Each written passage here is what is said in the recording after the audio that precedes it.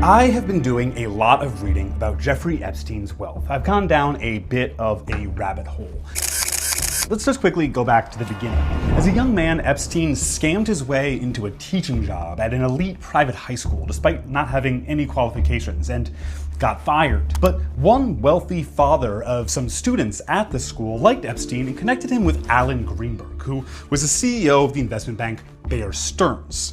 Greenberg hired Epstein for an entry-level role, and Epstein really quickly rose to a position where he was responsible for helping the ultra-wealthy avoid taxes. I mean, I know that's what all these guys do, but that's what Epstein's specific job was. But in 1981, he ostensibly resigned from his position at Stearns after a scandal involving insider trading. But really, he was still managing money for them. The Paradise Papers, that's a major leak of documents from Appleby, a financial firm that also helps the ultra-wealthy hide their money in offshore accounts, revealed that Epstein ran a mysterious corporation, 40% owned by Bear Stearns, Liquid Funding Ltd., from 2001 to 2007. Liquid Funding was one of Appleby's clients, headquartered in the Bahamas to avoid US regulations and taxes. The offshore accounts are shady as fuck, but it's also just normal rich people stuff. It's what Liquid Funding dealt in specifically that's interesting to me. Subprime mortgage-backed securities. That's investments backed by home loan debts. That is the same kind of financial maneuvering that caused the 2008 financial crisis. Liquid Funding was among the first to use this dangerous strategy. And Epstein ran the fund on paper until 2007, which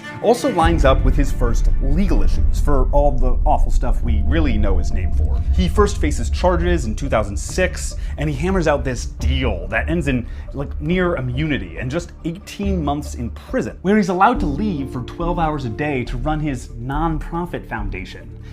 Meanwhile, the financial dealings of Liquid Funding and firms like it resulted in the whole, bank collapse thing.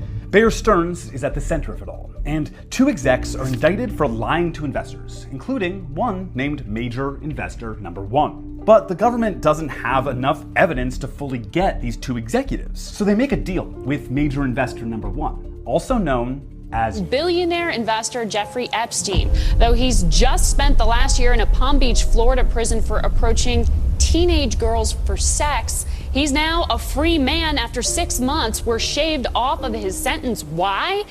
He's helping the government, reportedly here, build its case against former Bear Stearns hedge fund managers Ralph Cioffi and Matthew Tannen. Sorry, so YouTube only allows videos up to 3 minutes long, and I've got a lot more to say about Epstein's allies in all of this, so please check out part 2 on our channel.